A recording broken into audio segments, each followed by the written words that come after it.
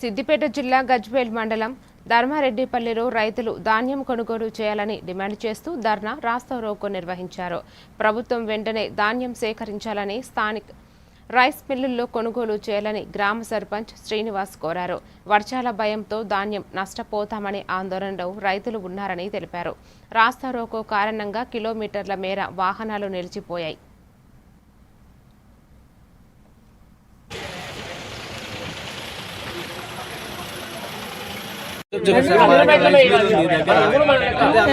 దించుకుంటానని tractor లారీలు రాకపోతే tractor నింపుకున్నాను.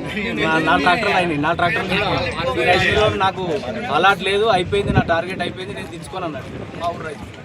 పోయి వజ్రా రైస్ మిల్లు పోతే మీ ధర్మరెడ్డిపల్లి మా ఊరికి లేదు, ఒక రోజు మొత్తం ఆనే ఉన్నాం. మీ ధర్మరెడ్డిపల్లి మా ఊరికి అలాట్ లేదు, నేను దించుకోనంటే మళ్ళీ మా పెద్ద మనిషి కూడా వచ్చి దించుకోమని బదిలాడితే కూడా దించుకోవాలి. మేము కూడా ఆయనతో వాపస్ తీసుకొచ్చి మళ్ళీ ఇన్నే పెట్టినట్టు.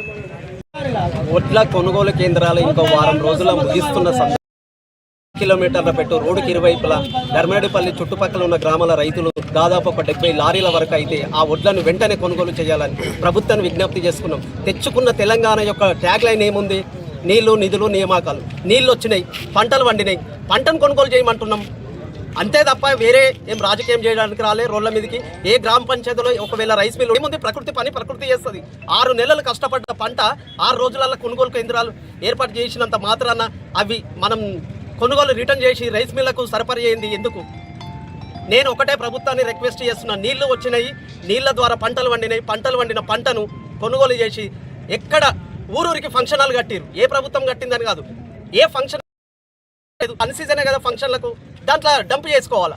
నేను సెక్యూరిటీ ఇస్తాను ధర్మరెడ్డిపల్లి గ్రామ పంచాయతీ తరఫున.